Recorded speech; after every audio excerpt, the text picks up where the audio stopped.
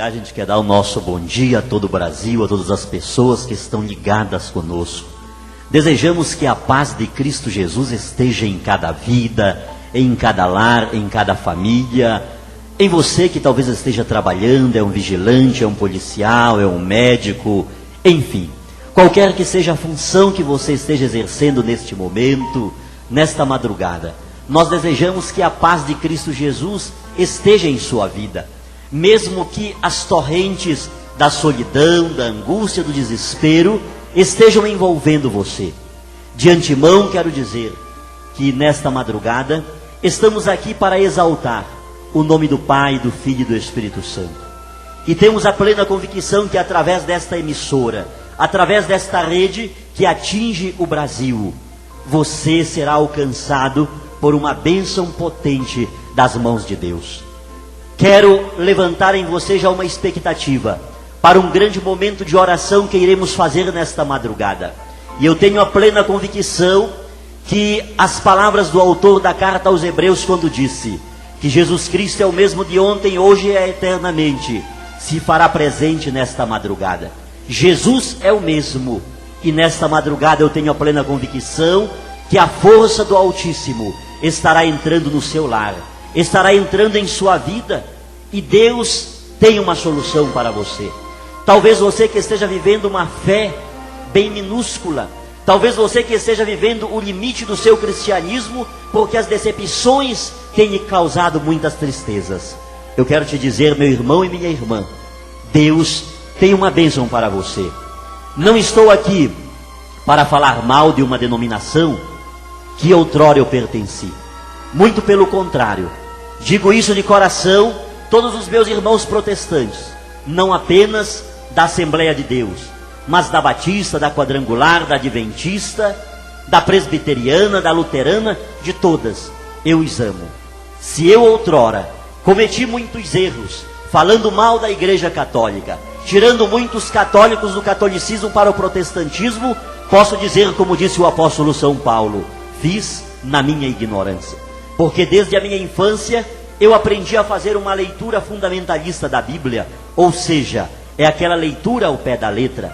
E nesse ensinamento eu fui crescendo, eu fui aprendendo aquela leitura, e na proporção que os dias iam passando, na proporção que eu ia fazendo aquela leitura ao pé da letra, eu ia também absorvendo uma aversão, eu ia absorvendo um deixa para lá, um desprezo pelo catolicismo. Eu sempre digo que desde a minha infância, o que eu logo aprendi é que a Igreja Católica era a grande Babilônia descrita no livro do Apocalipse capítulo 18, que o Papa era a besta do Apocalipse, detentor do número 666, e que todos aqueles que não quisessem incorrer nas pragas descritas no livro do Apocalipse, precisavam deixar urgentemente a Igreja Católica. Foi isso que eu fui crescendo e aprendendo, e nessa linha de raciocínio que eu tive, eu, com aquela aversão, com aquele desprezo pelo catolicismo, pregava a palavra de Deus com muita veemência, tirando os católicos da Igreja Católica, porque uma vez que a palavra de Deus lá no Apocalipse diz, sai dela, povo meu, para que não sejais participantes das suas pragas que hão de vir sobre ela. Eu tinha a missão de tirar católicos dali, porque via que eles estavam em um caminho errado. E por que eu dizia isso? Porque eu sabia que os católicos batizavam criança, coisa que pela leitura fundamentalista da Bíblia era contrário. Os católicos pregavam um purgatório que na Bíblia protestante não existe, porque tem 6 livros a menos que a Bíblia que a Igreja Católica usa. Então eu me detinha em tantos e tantos textos que ia contra as raízes protestantes. Então, diante disso, eu precisava pregar um evangelho de libertação, eu precisava pregar um evangelho que mudasse a vida das pessoas, porque na minha concepção de cristão protestante, a minha concepção clara era a de um fariseu, ou seja, a pessoa separada. Não podia me misturar com a bebida, com o cigarro, com a prostituição, com essas coisas que o mundo oferece, e era coisa que eu via nas pessoas de católicos. Eu era muito ligado ao lado humano da Igreja Católica. Eu olhava para os defeitos. Por muitas e muitas vezes eu via padres fumando, padres bebendo. Eu olhava para esses noticiários que de vez em quando surgia e eu ficava dizendo, como que eles podem ser filhos de Deus, servo de Deus, se vive uma vida totalmente desregrada? Hoje eu entendo que a igreja, ela é divina e é humana. Não queremos com o lado divino justificar as sequelas, as situações difíceis que os homens da igreja cometem. Porém, a santidade da igreja não está em função da vida moral de nenhum dos seus filhos, mas está em Jesus Cristo. Ele nunca falhou, ele nunca errou. Então, depois da minha experiência que eu tive com Jesus, através de Maria, eu então vim conhecer este lado da igreja, que apesar de todas as falhas de muitos dos seus filhos, a igreja, ela continua santa, pura, imaculada. É a igreja que apresenta o Jesus Cristo para todo mundo. E o que seria da humanidade se não fosse Jesus Cristo? E se nós temos Jesus, é por causa da missão da igreja, que no decorrer de 20 séculos, ela enfrentou muitas crises, ela enfrentou muitas provações, ela enfrentou muitas dificuldades.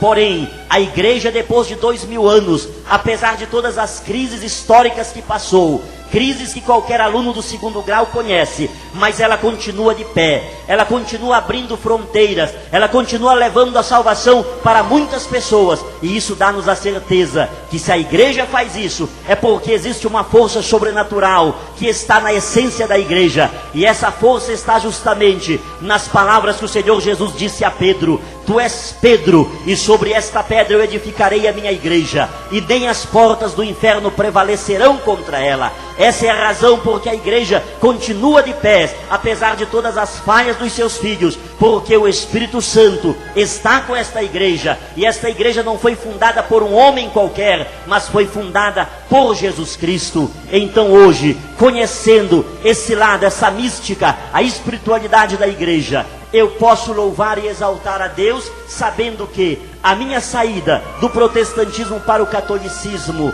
apesar de ter levantado muitas discussões, muitas polêmicas, muita aversão, porém eu tenho a plena consciência que hoje, como outrora, eu cria no Pai, eu cria no Filho e no Espírito Santo. Hoje continuo crendo da mesma maneira, porém com uma diferença: além de crer no Pai, no Filho e no Espírito Santo, também creio em Maria, mãe de Jesus e mãe da igreja. E nessa missão eu pretendo continuar levando Jesus a tantas e tantas pessoas no nosso Brasil que estão sedentas do Evangelho de Jesus e do amor de Maria Santíssima. Amém. Amém. Meu próprio bispo, de Dom José Luiz Ascona, isso aqui não é para trazer polêmicas.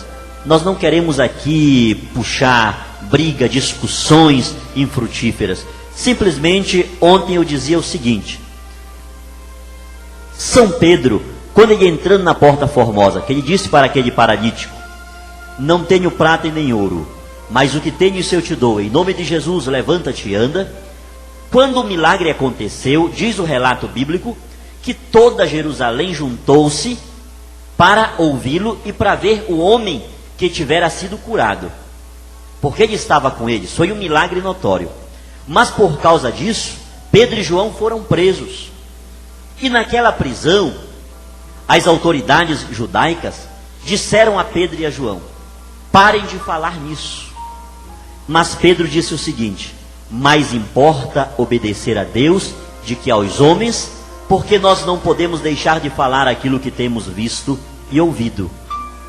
O que estou fazendo, o que irei fazer a partir deste momento aqui nesta rede nacional de rádio, é simplesmente contar algo que aconteceu comigo, e diante disso eu não posso deixar de falar aquilo que vi, aquilo que presenciei. Esta é a missão. Quando o rei Nabucodonosor, o rei da Babilônia, ele teve uma grande experiência com Deus, ele de imediato proclamou aquele grande acontecimento, aquela grande experiência. Então hoje, como missionário católico, eu acho-me no dever, na obrigação de testemunhar este fato, o que aconteceu comigo. E também quero dizer que o centro da Igreja Católica, a fé do catolicismo, não é mariológica. A fé da Igreja Católica é cristocêntrica. Jesus está no topo, Ele é o tudo. Tudo é nele, por Ele e com Ele. Essa é a doxologia da Igreja. Porém, a Igreja ela tem o culto de veneração aos santos, aqueles homens que selaram o seu testemunho com a própria vida. E a igreja tem esse culto de veneração que não aconteceu e não começou ontem, mas lá quase 2000 anos atrás, já no primeiro século, os primeiros cristãos começaram a venerar aqueles grandes heróis da fé. Então nós não estamos aqui de maneira nenhuma, o que vou falar, não é para colocar Maria em primeiro lugar, não se trata disso. Porém, reconhecendo o papel de Maria na missão salvadora de Jesus Cristo, nós não podemos deixá-la à mercê dos nossos comentários. E eu, sobretudo, porque eu sou uma testemunha de algo que aconteceu comigo, que eu vou começar a dizer neste momento. Então quero deixar isso logo aos nossos ouvintes. O centro da Igreja Católica é Jesus, não é Maria. Porém, nós sabemos a grande missão de Maria. E no decorrer da nossa conversa, do nosso diálogo, algumas pessoas que talvez por curiosidade estejam agora sintonizados nesta emissora, vão entender o porquê que eu vou dizer isso. Desde o início da minha vida, como disse, eu fui nascido e criado no protestantismo. Então a nossa formação era muito rígida. E minha mãe, como era a presidente do círculo de oração, regente de coral, professora da escola dominical, ela exigia muito de nós. Então desde criança eu comecei a pregar em muitos lugares, na igreja, em cultos de rua. Então isso desde a minha meninice, eu aprendi, eu absorvi. E chegou uma fase da vida que já como jovem, eu fazia isso com uma naturalidade muito grande. E onde eu chegava, naquelas festas, em outras igrejas, a gente despertava a curiosidade e a atenção de muitas pessoas, pela forma como eu pregava, pelo carisma que eu tinha. Meu irmão também era uma pessoa que tinha um dom de cura muito grande. Era difícil de orar por uma pessoa enferma para não ficar curada. Então, eram coisas que aconteciam, e naquela criação, tanto os pastores que passavam pela nossa cidade, como minha mãe, aquelas pessoas da igreja, sabiam que na minha vida e na vida do meu irmão estariam dois grandes pastores no futuro. Tudo direcionava-se para isso. E chegou um dia em que eu fui ser pastor evangelista, depois passei a ser pastor titular, e eu comecei a pregar em muitos lugares, sobretudo em rua, em praças, em feira, dentro de boates, em delegacias, em penitenciárias. Fazíamos um trabalho muito grande, levando Jesus justamente nesses lugares onde o pecado, onde as misérias dessa vida se faziam tão presentes. Chegou o momento de eu ir ao estado do Amapá. No estado do Amapá eu tive a oportunidade de publicar um livreto chamado A Batalha de Davi, o Gigante Filisteu. Depois eu publiquei um outro livreto chamado Do Exílio ao Poder. Como esse trabalho foi publicado no Teatro das Bacabeiras, em Macapá, eu tornei-me conhecido. Foi justamente aí que eu comecei a entrar para o rádio, para a televisão, ter uma certa influência. E em Macapá, como tinha um trabalho chamado Monte Tabor, é uma instituição que trabalha com a recuperação de delinquentes. Haja visto que lá nós tínhamos uma fazenda com 1.200 jovens delinquentes em estágio de recuperação. Eu tinha a vontade de fazer uma extensão do Monte Tabor, um núcleo em todas as cidades do estado do Amapá. E como na cidade de Calçoene, na época, era a cidade que tinha uma incidência muito grande de prostituição infantil, de delinquência juvenil, eu tinha aquela cidade como a primeira a ir e fazer um trabalho de resgate daquelas crianças, daqueles adolescentes, daqueles jovens. E diante disso, eu fiz um projeto e levei ao governador João Alberto Capiberibe da época, solicitando uma verba para comprar uma casa, um local, um terreno na cidade de Calçoene, para lá construirmos um local para agregar essas crianças que viviam em situações difíceis. Mas é uma burocracia muito grande, espera hoje, espera amanhã, e passou o tempo. Uma noite, quando eu saí da radiodifusora de Macapá, onde tínhamos o programa da OMEAP. OMEAP é Ordem dos Ministros Evangélicos do Estado do Amapá. Quando eu cheguei em casa por volta de 11h30 da noite, tinha um irmão que ele sabia do meu grande desejo de ir à cidade de Calçoene, fazer o trabalho que eu já mencionei. Ele disse: pastor, não é o senhor que quer ir a Calçoene? Eu disse: sim, irmão. Ele disse: olha, 1h da manhã eu estou indo, eu vou a um garimpo, e eu vou passar por lá. Se o senhor quiser ir, eu deixo o senhor lá em Calçoene, eu vou ao garimpo, e quando eu retornar à noite, eu lhe apanho e trago. Ao menos para o senhor conhecer a cidade, conhecer tudo. Eu disse: meu irmão, mas não dá para eu ir agora. Eu estou sem recursos, eu não tenho dinheiro para fazer isso agora. E ele disse assim: mas pastor, não é o senhor que diz que para se fazer a obra de Deus não precisa de dinheiro? Diante daquilo que ele disse, eu nunca gostei de ser desafiado em nada, sobretudo para fazer alguma coisa para Deus. Eu disse a ele: pode passar, que nós vamos juntos. Nesse dia, não era bem uma questão que eu não tivesse dinheiro, porque nessa época eu já estava vivendo uma vida relativamente bem, já tinha quase que um mundo a meus pés ali, porque eu tinha uma projeção muito grande. Quem não me conhecia como pastor, me conhecia como um repórter, como um apresentador, como alguma coisa do gênero, como escritor, né? O problema é que eu estava devendo um dinheiro para o nosso sonoplasta na radiodifusora, e eu paguei para ele R$86, e fiquei com R$14 apenas no bolso. E como que eu tinha que fazer uma coisa muito grande em Calçoene, era brincadeira eu fazer uma viagem com R$14. Mas diante do que ele falou, e eu sempre crio no poder de Deus, naquilo que Deus pode fazer por nós, no momento em que estamos em missão, até os R$14 que eu tinha, eu deixei com minha esposa. Ele chegou 1h da manhã e nós fomos embora.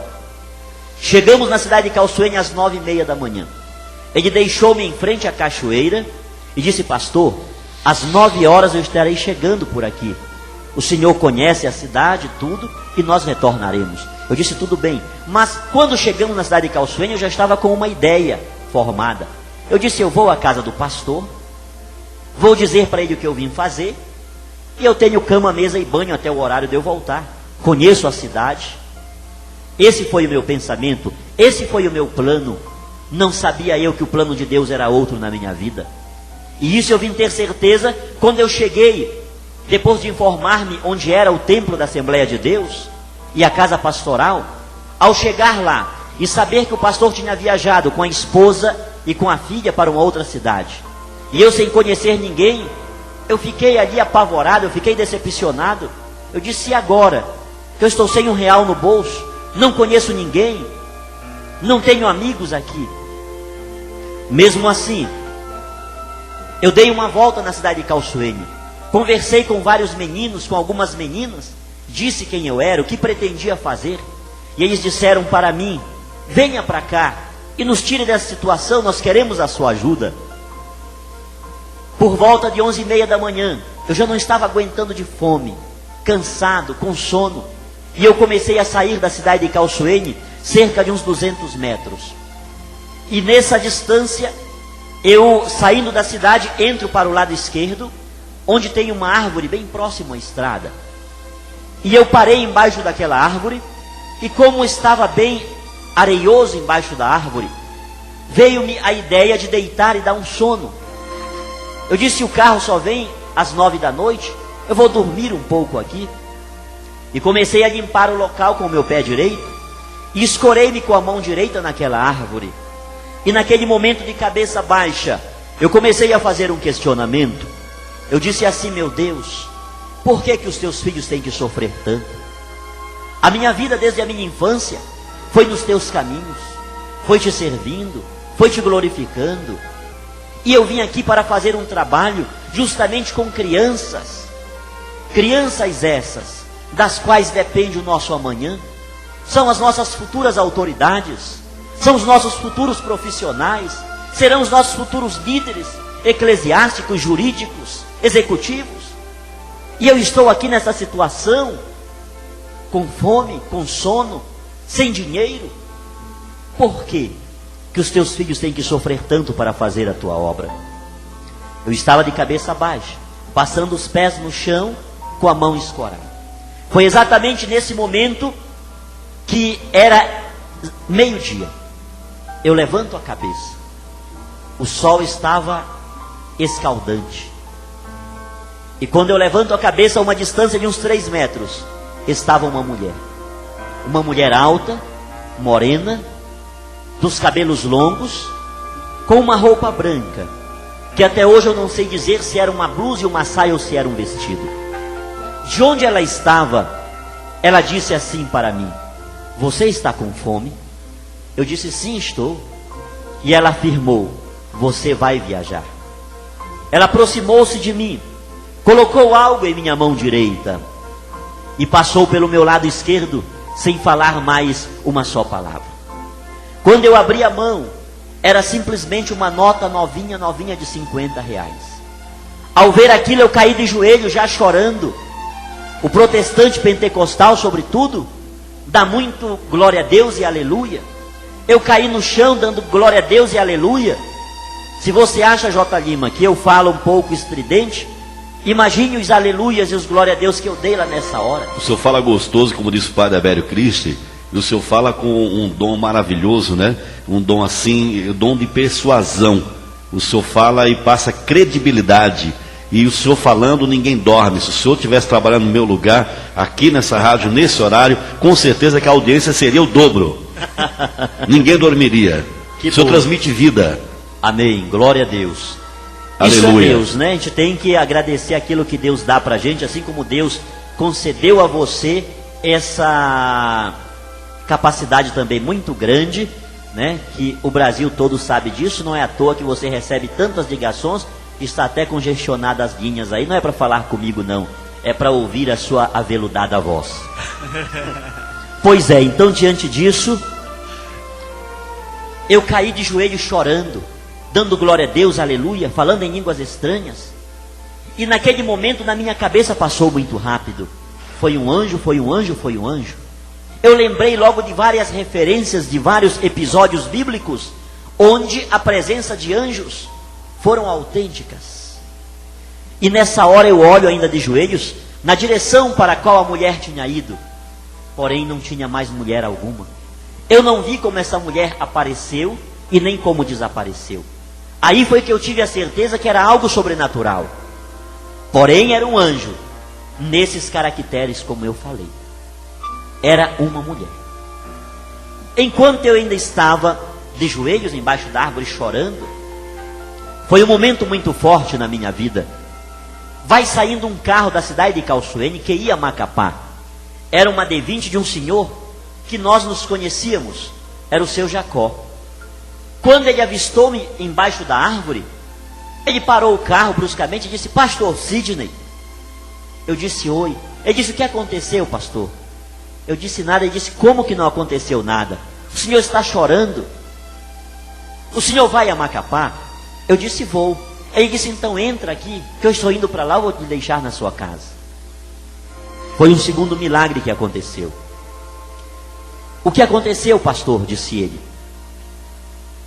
Comecei a contar a história. Ele disse: eu não acredito, pastor. Onde está o dinheiro? Eu disse: está aqui. Quando eu mostrei aquela cédula de R$50, ele começou a chorar. E ele disse assim: é, pastor, ele é católico, eu sei o que é isso, mas não adianta falar essas coisas para o senhor, porque eu sei que o senhor não acredita nisso. 8h da noite, eu estava em Macapá. Só fiz trocar a camisa, contei para minha esposa rápido, peguei a moto e fui à igreja. Chegando lá estava o pastor Moisés, pastor Natanael, pastor Sebastião. E eu contei a história para eles. E disseram: você está brincando, pastor? Eu disse: não. E nessa altura, eu não conseguia falar sem chorar. Eu estava tomado, eram lágrimas, caíam dos meus olhos a todo momento. Onde está? Está aqui o dinheiro. Aí concluíram: foi um anjo, foi um anjo, foi um anjo. Isso transcorreram-se 2 anos após esse acontecimento. Essa mulher desapareceu. Nunca mais eu a vi. Como eu estava convidado para nos dias 18 e 19 de dezembro de 1998, pregar num estádio em São Luís do Maranhão, em um congresso de senhoras. No dia 1º de dezembro de 98 eu saí de Macapá. O acontecimento que eu falei há poucos instantes aconteceu dia 2 de abril de 1996. Cheguei no Pará no dia 1º de dezembro. Ia visitar minha mãe, meus irmãos, meus amigos, e fiquei hospedado na cidade de Santa Isabel do Pará, onde morava meu sogro. Dia 15 de dezembro, eu saí de manhã cedo para a oração no Templo Central. E como eu iria pregar nos dias 18 e 19 em São Luís, eu já estava preparando-me em oração, em jejum, me consagrando, porque a responsabilidade que eu tinha era muito grande. E quando foi justamente às 11h30 da manhã, eu saio do centro da cidade de Santa Isabel do Pará para ir de volta à casa do meu sogro.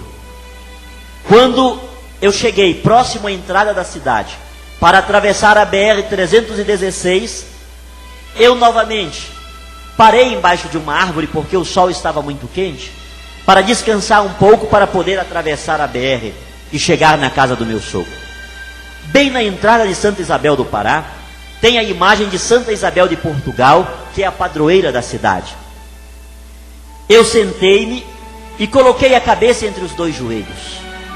Quando eu levantei a cabeça e olhei para aquela imagem que estava à minha frente, algo diferente estava acontecendo ali. Pela frente da imagem tinha como que um manto amarelo, como se um fogo estivesse aceso, aquele amarelo fogo. Sobre a coroa da imagem tinha uma bola vermelha. Eu sempre digo e comparo que é como o sol quando vem nascendo ou vai se pondo, que fica aquela bola vermelha. E entre a coroa e entre aquela bola vermelha tinha a letra A, um traço e um M. Eu fiquei olhando aquilo num período de 3 a 5 minutos. Exatamente nessa hora, um cunhado meu, que estava vindo de bicicleta do centro de Santa Isabel, ele passa ali bem ao lado. Ao avistar-me, ele disse: Sidney. Eu olhei para ele. Ele disse: você vai à casa do papai? Eu disse: vou. Ele disse: senta aqui que eu estou indo para lá. Antes de eu ir à bicicleta, eu voltei o olhar para a imagem de Santa Isabel de Portugal, mas não tinha mais nada de diferente. Estava do mesmo jeito como estava anteriormente. Fiquei perturbado, fiquei confuso. Ao chegar na casa do meu sogro, eu chamei minha esposa e contei para ela. Minha esposa disse assim: meu filho, você saiu em jejum de manhã cedo, não foi para a oração? Eu disse: foi.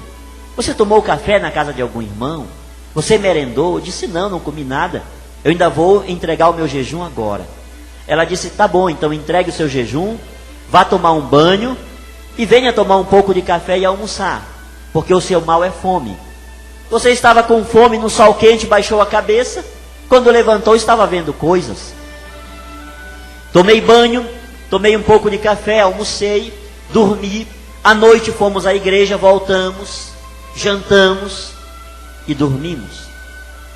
E justamente na noite de 15 para 16 de dezembro de 98, eu tive um sonho. Neste sonho, a mesma coisa que eu tinha visto meio-dia, lá ao lado do ginásio, na entrada de Santa Isabel, eu estava vendo.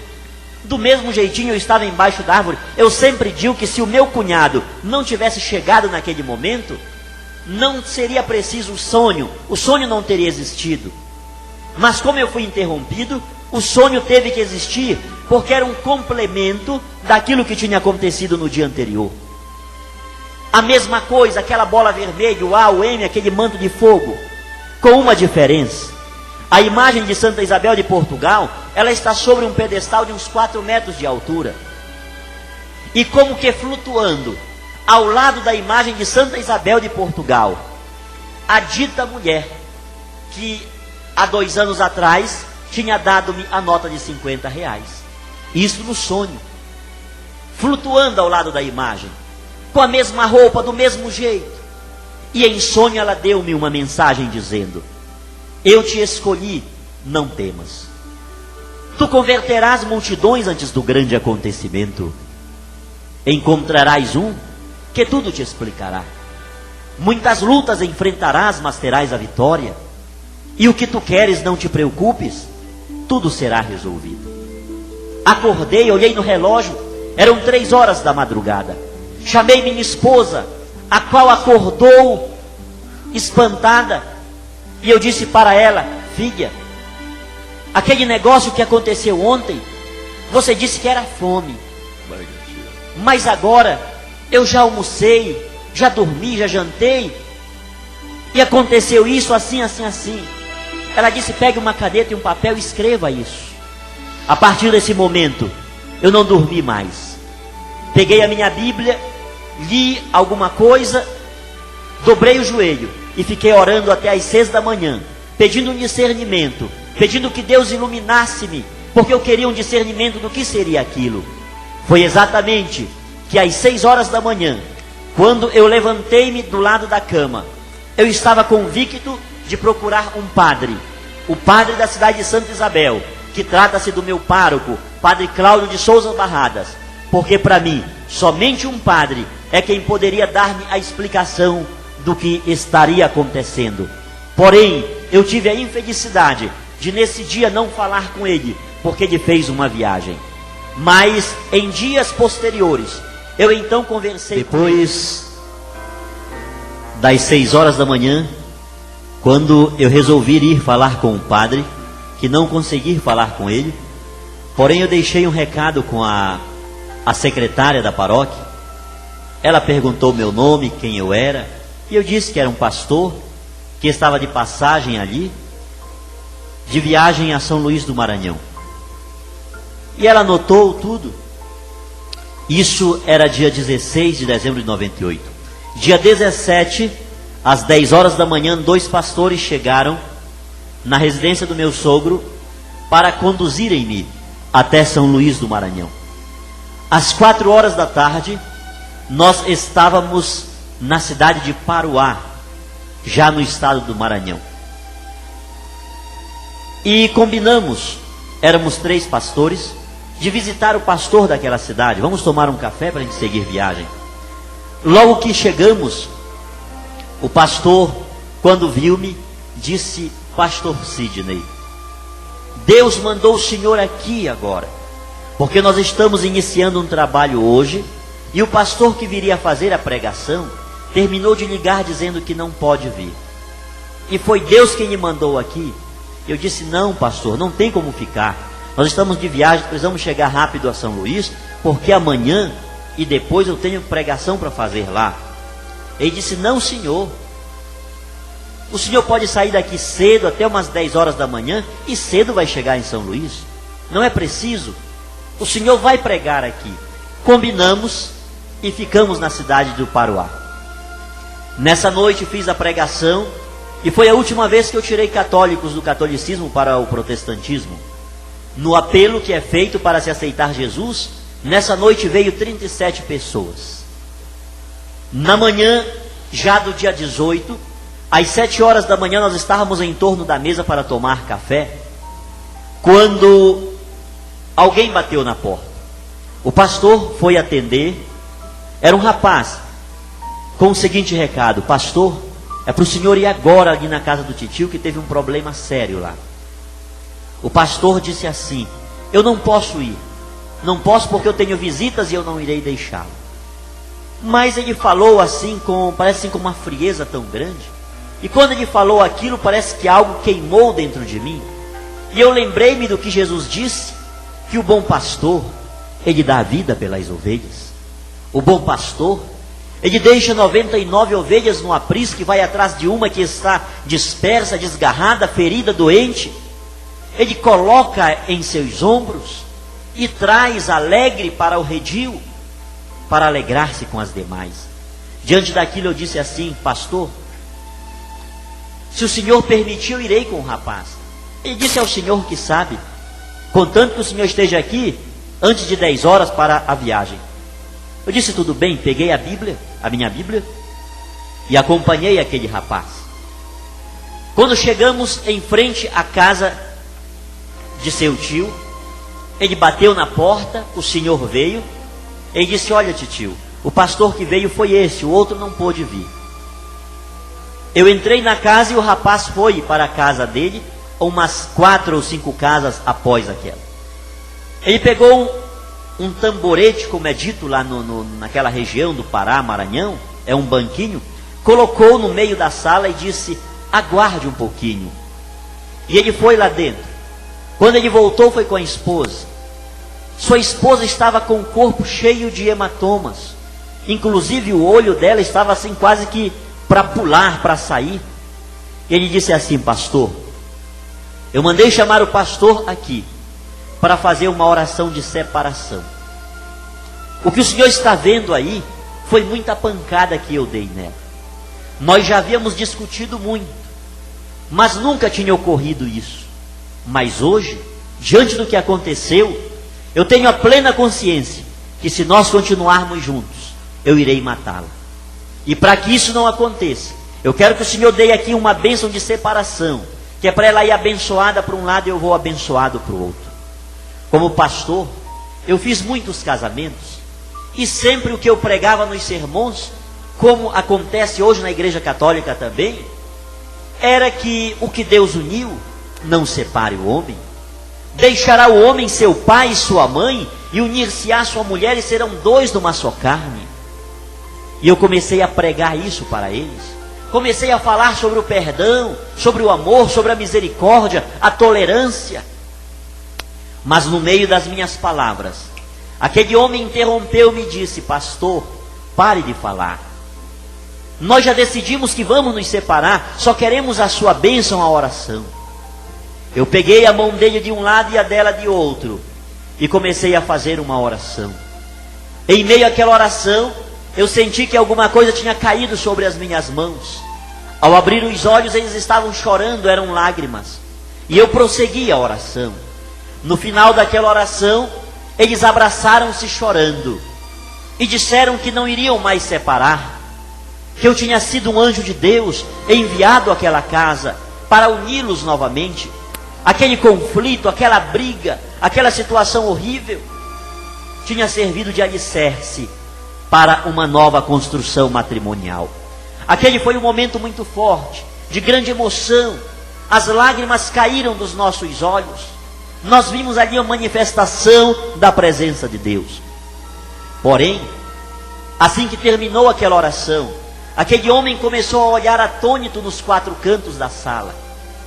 Ele olhou no corredor para os fundos de sua casa. Ele foi até a janela, olhou para o lado direito, para o lado esquerdo, olhou para a frente. E quando eu vi aquela ociosidade que ele estava, eu fiquei comigo dizendo: será que esse homem está vendo algum demônio, algum espírito mau, que quer destruir a vida dele, depois de tudo que já aconteceu aqui? E eu então interroguei. Eu disse: irmão, o que é que está acontecendo? Ele disse: não, pastor, eu quero saber da mulher. Eu disse: o quê? Ele disse: sim, a mulher que estava aqui e agora não está. Eu disse: meu irmão, mulher aqui só a tua que está aí, que nem a minha está viajando comigo. Ele dizia: não, pastor, tinha uma mulher. Eu dizia: não tem mulher. Parece que aquele sonho que eu tinha tido, aquilo apagou de uma tal forma, ao ponto de eu travar uma discussão com ele. Ele dizendo: tem mulher. Eu dizia: não tem mulher, tem mulher, não tem mulher. Aí de repente eu lembrei-me do sonho. Isso era um dia 18 de dezembro de 98. O sonho foi da noite de 15 para 16. Eu lembrei, eu disse: me diz uma coisa, irmão, como é essa mulher? Ele disse: é uma mulher alta, morena, dos cabelos longos. Com que roupa ela está vestida? Perguntei. Ele disse: é uma roupa branca. Aí foi quando pela primeira vez aquilo saiu de dentro de mim. Eu disse: ah, meu irmão, eu já sei quem é essa mulher. Essa mulher é Maria, é Nossa Senhora, que anda comigo para todo lugar que eu vou. Mas ela é desse jeito. Ela aparece, resolve o problema, vai embora e me deixa sozinho. Ele disse: é verdade, pastor? Eu disse: ora, você não viu a mulher? Agora, eu não vi nada nesse dia. Perguntei para a esposa dele, ela também disse não ter visto nada. Agora uma coisa nós vimos, um milagre, porque eles estavam para se separar, e de repente uniram-se novamente, e estão juntos até hoje, porque em viagens que eu fiz a Fortaleza e a Teresina, eu os visitei. Um milagre nós vimos. E pela característica que ele deu, foi a mesma mulher que tinha dado minha mensagem no sonho.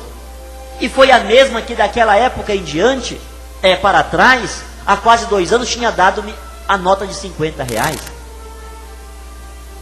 Foi um momento muito forte aquele. Como eu tinha de viajar, eu saí de imediato para a casa pastoral. Ao chegar lá com os olhos um pouco avermelhados, que eu tinha chorado também lá, até foi o pastor Manuel que disse assim: o que aconteceu, pastor Sidney? Será que o senhor apanhou para lá também? Aí eu passei a contar o que tinha acontecido. Quando eu contei aquilo, o próprio pastor Manuel disse assim: olha, e eu falei, nessa hora eu contei, eu disse, e isso para mim não é anjo como eu tenho dito. Isso é a Maria dos católicos. Não é outra pessoa não. Aí o pastor Manuel disse assim: a melhor coisa que nós fazemos é não levar o pastor Sidney a São Luís.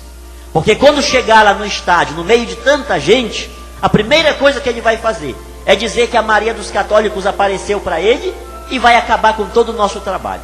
E eu iria contar mesmo, porque o 3 na Bíblia é um número muito forte, uma confirmação, não é isso, Padre Abério? Né? E eu iria falar, porque era a 3ª vez que aquilo estava acontecendo comigo. Porém, diante disso, eles começaram a tratar-me com indiferença. Conversando só eles, me deixando de lado, aquilo começou a revoltar-me. Ao ponto de eu pegar a minha bolsa com as roupas que eu tinha, eu disse: olha, eu não viajo mais um palmo para frente com vocês. Vão a São Luís, peçam desculpas, peçam perdão ao povo de São Luís que está esperando-me para a pregação. Eu reportei-me ao pastor de lá e disse assim: eu estou contando para vocês algo que aconteceu ali na casa do irmão, que ele viu. E isso era para ter acontecido com o senhor, pastor. Mas o senhor deu prioridade para mim e para os outros pastores que estão aqui. O senhor deixou a sua ovelha sofrendo, chorando. E eu fui atendê-lo. E aconteceu o que aconteceu. E vocês agora me tratam com tanta indiferença, com tanta discriminação. Aqui terminou a minha viagem com vocês. Fui à rodoviária. Fui informado que a 1h da tarde, um ônibus que estaria vindo de Brasília, estaria passando por lá 1h da tarde, se direcionando a Belém. Entrei nesse ônibus. 8h da noite, eu estava em Santa Isabel do Pará. Nesse intervalo, o padre local, o padre Cláudio Barradas, que é o meu pároco, já tinha mandado um recado lá na casa do meu sogro, que era para o pastor ir falar com ele urgente. Ele queria saber o que era que eu tinha para falar com ele. E minha esposa disse: ele viajou a São Luís e vai passar uns 10 dias para lá. Quando eu cheguei, a minha esposa deu-me o recado. Eu disse: amanhã eu irei lá. Pela manhã eu fui ter com ele. Contei toda a história. Ele atendeu-me de forma muito gentil e disse: não quero precipitar-me em nada. Se o senhor quiser, amanhã eu irei a Belém e eu irei levá-lo aos nossos bispos.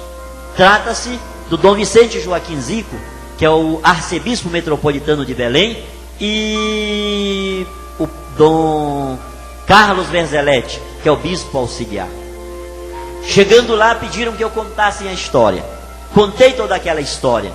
E ao final, eles chegaram a uma conclusão e disseram o seguinte: pode ter sido uma aparição de Nossa Senhora. Dom Vicente colocou a mão no meu ombro, olhou ao padre Cláudio e disse assim: Cláudio, pelos frutos conheceremos a árvore. Ninguém convidou-me para passar para a Igreja Católica. Eu continuava pastor. Voltamos de lá a Santa Isabel. E o padre Cláudio disse assim: pastor, por que tanta discriminação que vocês têm por nós católicos? Vocês falam tanta coisa, vocês ofendem mesmo. Qual o problema? Eu disse: puxa, padre, que pergunta é essa sua? Com tanta coisa errada que vocês fazem, batizam criança, falam do purgatório que não tem na Bíblia, certo? E tantas, adoram imagens, adoram Maria. Ele disse: o senhor quer conversar comigo sobre isso? Com a Bíblia na mão? Eu disse: eu terei o maior prazer, padre. E nós marcamos um horário para conversar. Eu fui em casa, na casa do meu sogro, peguei a Bíblia, minha Bíblia, Quando cheguei lá, ele já estava com Bíblia, catecismo, tratado mariológico e tantas coisas. Ele disse, pode fazer as perguntas, comece. E eu comecei a fazer as perguntas. E ele foi só me tesourando, né? Cortando uma por uma. Começou a me dizer o que era Maria para a Igreja Católica, o que eram as imagens, o que era adoração, o que era veneração. Porque eu entendia que os católicos adoravam imagem. Eu não sabia distinguir o que era o culto de latria, que é o culto de adoração, que a Igreja Católica presta única e exclusivamente a Deus, e o que era veneração. Para mim era tudo a mesma coisa. Eu não suportava ver um católico ajoelhado diante de uma imagem. Aquilo para mim era um absurdo. Quantas e quantas vezes eu não entrei, o Círio de Belém do Pará, esse ano passado, reuniu 2 milhões de pessoas. E quando eu vi aquilo pela televisão, as pessoas de joelho, pagando promessa, aquilo para mim era um caos, era terrível. Quantas e quantas vezes eu não entrei no meio daquela multidão com literaturas para evangelizar as pessoas. Eu era muito audacioso. E o padre foi me explicando um monte de coisa. Nós veneramos Maria por causa disso, e foi me explicando tudo. Quando ele terminou de dar aquelas explicações, eu estava sem perguntas. E eu disse, puxa, padre, eu termino de saber que nem mesmo a Bíblia eu sabia ler. Porque eu entendia ao pé da letra, eu entendia totalmente o contrário.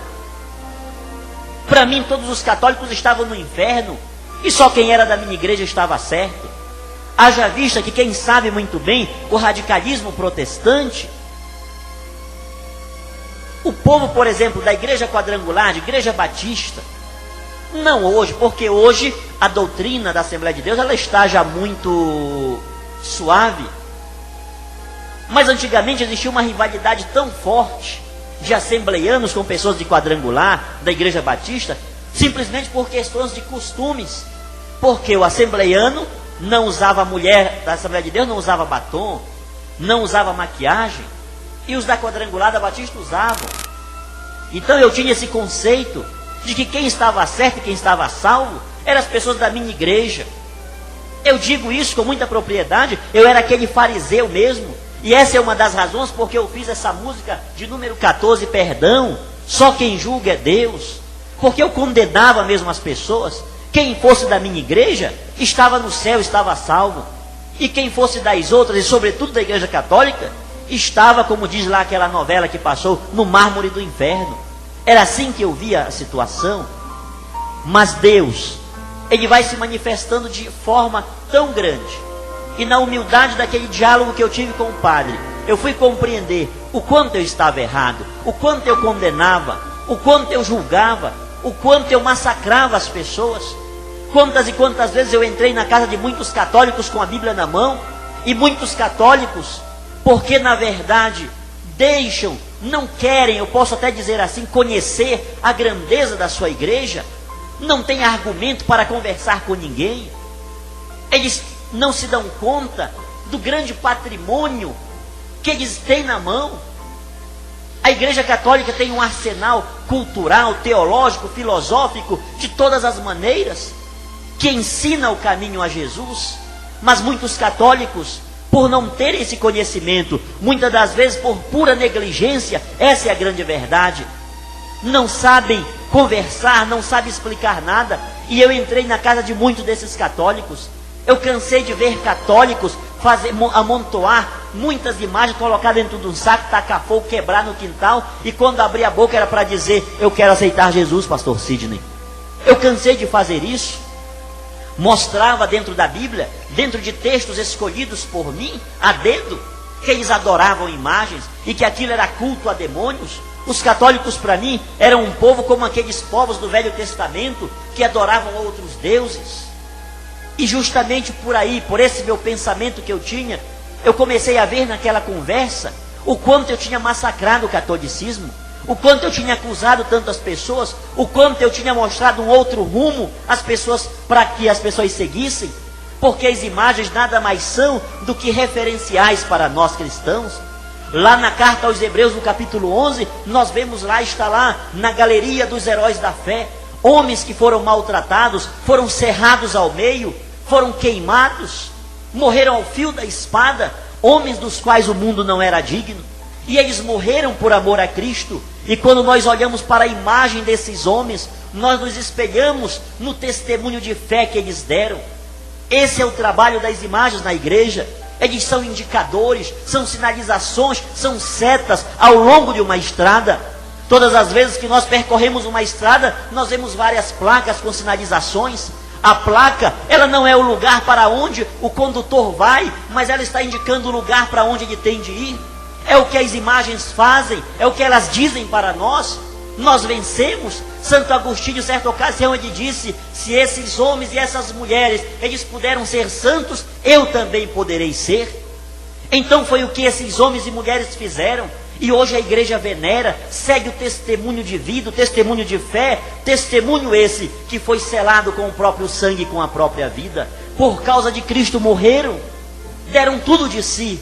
E é esse testemunho que a igreja prega, que a igreja venera, que a igreja não pode deixar de lado.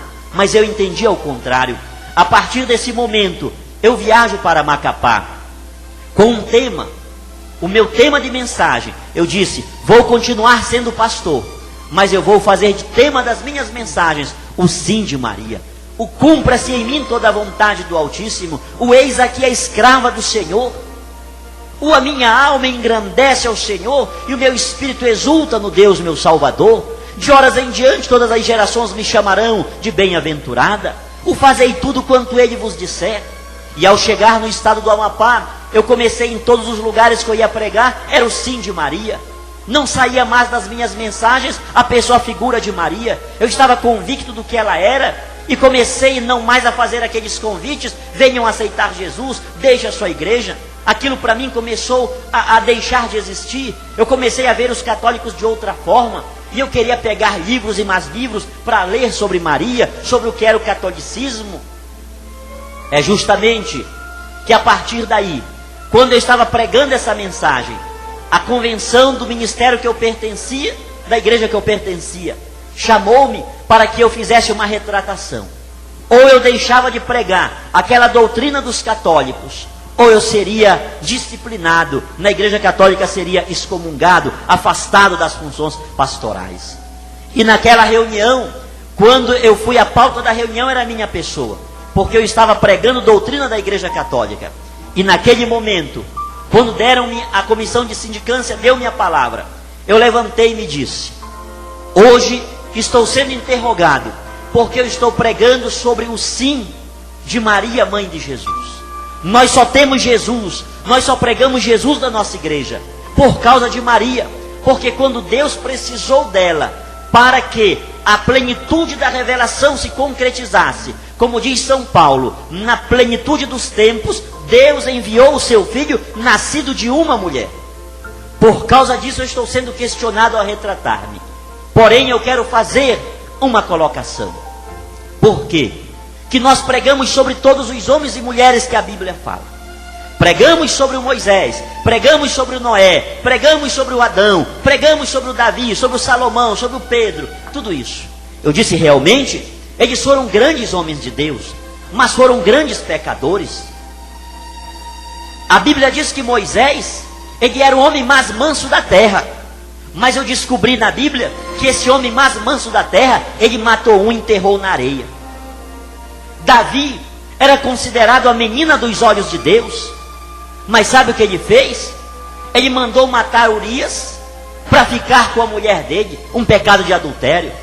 Pedro foi um grande homem, mas ele negou a Cristo. Eu disse para aos pastores que estavam presentes, eu disse: nós pregamos sobre todos esses homens, e com o testemunho de vida deles, nós levamos tantas pessoas a Jesus, tantas pessoas se convertem, procuram seguir o exemplo deles. Porém, eles tiveram grandes falhas, grandes momentos negros. E eu quero dizer a vocês que eu estou disposto a deixar de pregar sobre Maria, com uma condição apenas. Peguei a Bíblia, ergui diante de todos eles: se algum dos pastores aqui presentes me provar dentro da Bíblia um só pecado que Maria cometeu, eu não deixo apenas de pregar sobre Maria, mas eu deixo também de pregar sobre qualquer outro assunto. Maravilhoso. Nesse momento fez-se um silêncio total. Ninguém falava. Foi quando o pastor Édio interrompeu aquele silêncio e disse: Pastor Sidney, o senhor é muito astuto. O senhor sabe que nós não temos como provar isso dentro da Bíblia, porque a Bíblia não conta. Mas o senhor sabe que isso é doutrina dos católicos, e o senhor não pode misturar uma coisa com a outra. Ou o senhor se retrata, ou o senhor será disciplinado hoje. Foi quando eu disse: se eu tenho que tomar uma decisão hoje, entre continuar ser pastor e falar o sim de Maria, pois eu deixo de ser pastor hoje e vou continuar pregando o sim que Maria deu ao nosso Deus. Glórias a Deus, glórias a Deus, maravilha! A partir daí eu saí pelo corredor central. Alguns pastores ainda diziam: Pastor Sidney, pense no que o senhor está fazendo. O senhor está possuído de alguma força estranha. Seja humilde. Mas eu saí. A partir daí começaram as perseguições, começaram as calúnias. Tantas e tantas coisas surgiram, que eu estava saindo por isso, por aquilo e por aquilo outro. Ontem eu dizia e vou repetir: não quero que os nossos irmãos, os meus irmãos evangélicos que estão... E quero dizer que isso não é hipocrisia. Eu os amo de verdade. Eu tenho 3 tios pastores. Boa. 3 cunhados pastores, 2 primos pastores. O meu irmão é pastor na minha cidade. A minha mãe é a diretora do Instituto Teológico lá na minha cidade. Então eu tenho motivos de sobra para amá-los de verdade. Porque muitos, se realmente são ignorantes a este respeito, é porque não conhecem. Porque a partir do momento que conhecerem, vão agir de forma diferente. Eles podem até não sair do protestantismo para o catolicismo, mas eles vão ver Maria de forma diferente. Então, diante dessa situação, o que eu vou falar aqui é com muito amor. Se muitos deles fazem isso, é porque não têm esse conhecimento. Eles ainda continuam naquela leitura ao pé da letra. E a gente precisa até retomar um pouco a história de Lutero. Lutero fez a reforma protestante, mas praticamente morreu com o terço na mão. É tanto que no meu livro, que vai sair agora, dentro de poucos dias, eu trago um relato de Lutero, uma explicação que ele faz sobre o Magnífica. É algo tremendo, é algo surpreendente, como ele fala de Maria. Lutero nunca falou mal de Maria. Lutero, ele via Maria também como tipo de igreja, como espelho de igreja, como pessoa na qual devemos nos espelhar. E então, diante de tudo isso, eu começo a anunciar esse sim de Maria, sofrendo as piores calúnias possíveis. Eu fui muito detratado, eu fui muito humilhado. Eu não vou falar aqui coisas que aconteceram, porque eu não quero despertar um mínimo de atitude agressiva por ninguém. Até porque Maria, a função dela não é criar divisão, inimizades, mas sim de unir. Volto a dizer, não importa se muitas pessoas ignoram a pessoa de Maria, desdizem dela. O importante em toda essa história é que ela ama a todos, mesmo aqueles que têm maior e grande aversão por ela. Passei as piores coisas, os momentos negros. Apanhei na rua, fui agredido. Um padre chegou comigo e disse: vai embora daqui que o senhor vai amanhecer morto. Por que isso? Tudo porque nesse momento eu começo a ser convidado por alguns padres para dar aquele testemunho, contar o que tinha acontecido comigo. E aí começa a perseguição, porque eu tinha saído de lá e estava na igreja católica. Se eu tivesse saído e ficado aí no mundo, como é dito, bebendo, me prostituindo, como tem muitos que saem e faz isso. Isso é tão sério, a gente precisa pegar isso aqui de cheio de frente. Porque quando alguém sai, se ele não for para qualquer uma outra igreja evangélica, que geralmente não vai, porque não se adapta aos costumes daquela igreja, ele fica aí, a Deus dará. Se ele não vai para nenhuma outra, muito menos para a Igreja Católica. Porque ela é tida como a pior de todas, a grande desgraça do mundo. Então, por eu ter saído de lá e começar a pregar na Igreja Católica, foi muitas as perseguições. Aí surge o momento que eu fui embora para o estado do Pará, sem ter agora onde morar. Perdi tudo aquilo que eu tinha, toda aquela projeção. Cheguei na casa de minha mãe, eu, minha esposa e 2 filhos. Mamãe atendeu-me na garagem de sua casa. Ela olhou para mim e disse: o que está acontecendo, pastor Sidney? Eu disse: não, mamãe, agora eu não sou mais pastor. Mamãe olhou para minha esposa e disse: Eunice, é verdade isso? Ela disse: é, minha sogra. Aconteceu um negócio aí com ele, e ele colocou na cabeça que agora ele vai ser católico, é católico. Mamãe disse para mim o seguinte: meu filho, eu aceito você aqui na minha casa de qualquer jeito, menos sendo católico, porque não foi isso que eu lhe ensinei. A porta da rua é a serventia da casa. De lá mesmo eu saí sem até a bênção de minha mãe. Minha esposa disse assim: vamos a Santa Isabel do Pará. Como lá eu tinha um cunhado que era pastor e que estava morando lá, eu disse: com certeza ela vai pedir um lugar para nós ficarmos lá alguns dias. E nós fomos. Ao chegar na cidade de Santa Isabel do Pará, 2 horas depois deste acontecimento com minha mãe, ela pediu que eu abençoasse Jonatas e Natanael, nossos filhos, mandou que eles entrassem. E na frente da casa do meu cunhado ela disse assim: meu filho, quando nós cometemos qualquer erro, todas as pessoas ficam contra nós, mas tem uma pessoa que nunca fica contra o filho, que é a mãe. A mãe sempre vai estar ao lado, mas você está tão amaldiçoado que nem a sua mãe ficou do seu lado, e eu também não vou ficar. Aqui terminou o nosso casamento, vá embora, viva a sua vida, que eu vou ver o que eu faço para criar os nossos filhos. Eu já saí de lá chorando. Foi o meu fundo de poço.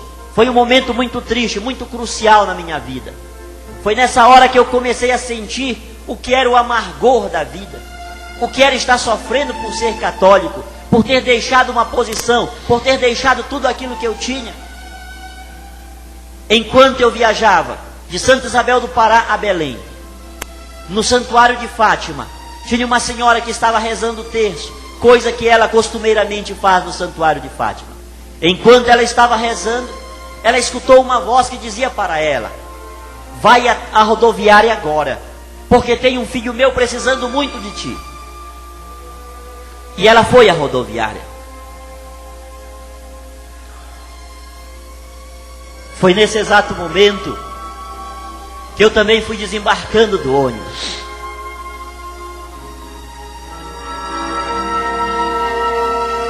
Eu fiquei de braços cruzados, eu estava com o rosto muito inchado de tanto chorar. E naquela hora, aquela mulher já estava em pé uns 5 metros à minha frente. E ela olhava para mim, eu desviava o olhar dela. E ela aproximou-se de mim, tomou a iniciativa. E disse assim: meu filho, eu não sei o que está acontecendo com você, mas eu quero te dizer que Maria, que é minha mãe, e que é sua mãe também, pediu que eu viesse aqui. E era para eu lhe ajudar, no que fosse preciso. O que é que você está mais precisando? Eu disse para ela: eu não tenho onde morar.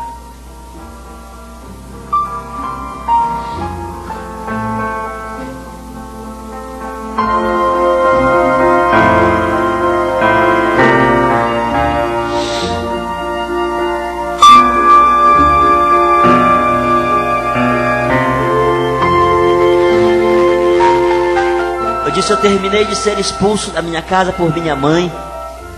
Minha esposa terminou de se separar de mim. E eu não tenho para onde ir. Ela me abraçou e disse: meu filho, vamos para minha casa, porque você vai ficar lá. Não se preocupe que tudo será resolvido. E eu fui com aquela senhora e fiquei 4 dias na casa dela. Depois eu consegui um outro lugar para eu ficar. foi um outro momento muito negro da minha vida. Foi quando eu comecei a passar muita fome. Eu não tinha roupas, tudo eu tinha perdido. Não tinha creme dental, não tinha um sabonete, não tinha nada. Mas eu louvo a Deus porque nesse momento de tanta desilusão, que o humano, esse humano que está presente em todos os lugares, fez com que eu passasse. A cada dificuldade, a cada momento que eu queria tomar café e não tinha. A cada momento que eu queria um sapato e não tinha. A cada momento que eu queria uma camisa e não tinha. A cada momento que eu queria encher o meu estômago com alguma coisa e não tinha o que comer. Eu sentia que a graça de Deus envolvia a minha vida. Eu sentia que o amor de Maria dominava-me. E era só um amor muito forte, alguma coisa muito grande, para fazer com que eu não desistisse. Até porque a minha própria família começou nesse momento a trazer várias propostas para mim. Mandar pastores até a minha pessoa, para eu parar com aquela loucura, para eu voltar. Tinha rádio, tinha televisão, eu podia fazer alguma coisa. Poderiam me dar uma igreja, eu poderia viajar para um outro estado e fazer um grande trabalho, eu tinha muito talento. Mas eu não aceitei nada disso. E eu passei muito tempo rezando, orando, questionando, com muitas contradições, com muitas dúvidas.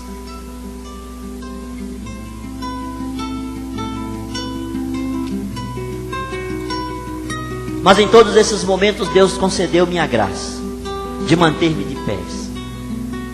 1 ano e meio que eu estava separado, eu fui convidado para pregar em uma paróquia. E quando o padre deu-me o microfone, chamou-me ao altar. Haja vista que nesse ano e meio, minha mãe com raiva de mim, minha esposa separada, eu vinha dizendo: olha, Maria, se realmente tu existes, se realmente foi tu que entraste na minha vida, faz com que a minha esposa volte para mim. Porque eu era convidado para pregar em igrejas, em paróquias, em grupos, e eu pregava muito sobre família. E eu cansei de dizer: como é que eu posso pregar para famílias se a minha família está toda destruída? Como é que eu posso pregar o amor de pai com filho se eu estou longe dos meus filhos? Como é que eu posso pregar sobre isso? Isso me inquietava, isso fez me derramar muitas lágrimas. Eu questionava com Deus em todos os momentos. Eu questionava assim com Maria, parece assim que ela estava na minha frente. Falava assim como se ela estivesse bem perto de mim. E nessa noite, quando o padre deu-me o microfone, uma ministra de Eucaristia, ela subiu ao altar e disse assim: pastor, tem uma mulher lá fora querendo falar com o senhor. Eu disse: filha, diga para ela entrar e esperar aí dentro, porque eu vou pregar agora. Eu não tenho como, depois eu converso com ela, eu vou atendê-la. Ela voltou para lá. Não demorou, ela retorna novamente ao altar e disse: pastor, pastor. Eu disse: oi. Ela disse: ela está dizendo que é sua esposa. Ela está chorando e quer falar muito com o senhor. Eu disse: como ela é? Ela disse: é uma morena alta. Eu disse: é minha esposa. Morena, negona, alta é minha esposa. Minha esposa é uma morena, forte. Eu disse: gente, vamos cantar uma música. E eu comecei a música: Maria de Nazaré, Maria me cativou, fez mais forte a minha fé, e por filho me adotou. Larguei o microfone lá e fui lá fora. Que eu cheguei lá, era realmente a negona, minha esposa, chorando desesperada. Eu disse: filho, o que foi que aconteceu? Tem algum problema lá? Ela disse: não, meu filho, eu vim aqui para te pedir perdão e dizer para você que eu quero ser católica também junto com você. Graças a Deus. A partir desse momento a gente se abraçou e nós entramos já abraçados dentro da igreja, que tinha para mais de 2.000 pessoas. E nessa noite que eu iria dar o meu testemunho lá, Deus deu-me uma unção para eu pregar sobre família. E aquele recinto foi tomado por uma ação do Espírito Santo muito forte.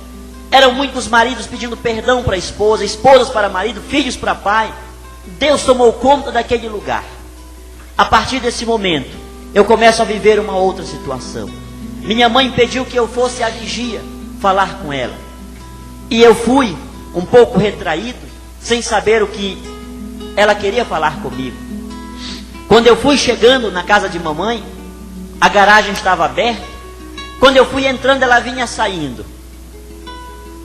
E esse foi um dos momentos muito fortes na minha vida, porque justamente naquele mesmo lugar, onde mamãe disse que a porta da rua era a serventia da casa, quando ela avistou-me entrando, ela abriu os braços chorando e disse: meu filho, me perdoa, eu te amo, eu não quero que nenhuma indiferença religiosa exista entre nós, eu te amo, eu te amo, eu te amo. E se você quer ser católico, se você quer pregar na igreja católica, pode continuar pregando. E eu quero que você saiba que a sua mamãe vai estar sempre orando por você, para que Deus te use. Amém. Sempre, sempre. Graças a Deus.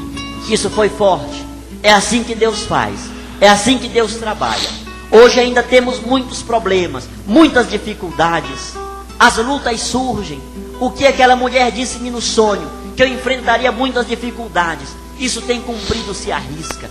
Sei que as que eu passei foram grandes, e sei que muitas talvez ainda maiores virão, mas eu tenho a plena convicção que a mesma graça que Deus e Maria concedeu-me até hoje para vencer todas as dificuldades, essa mesma graça estará na minha vida envolvendo-me para que eu supere todas quantas possam surgir. Como disse o apóstolo São Paulo certa ocasião, eu estou indo para um outro lugar, eu não sei o que lá me espera, a não ser tribulações e tribulações, mas eu sei que Deus conceder-me-á graça para vencer a todas elas. E eu sei que essa graça de Deus, que tem sustentado-me nos seus caminhos, enfrentando as dificuldades do dia a dia, as contradições, as rejeições, o ódio de uns, a indiferença de outros, até mesmo dentro da igreja católica. Mas eu sinto-me feliz, porque hoje eu tenho a plena convicção que eu faço parte da geração e da multidão, daqueles que Maria mesmo disse.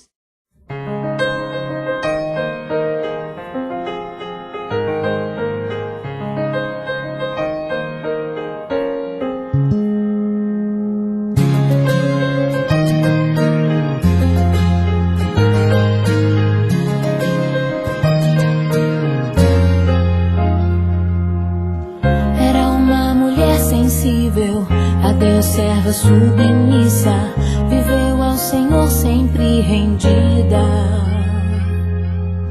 Bendita entre as mulheres, exemplo será para sempre. Bendito é o fruto do seu ventre. Alcançou graça no Senhor. Ela disse em seu coração: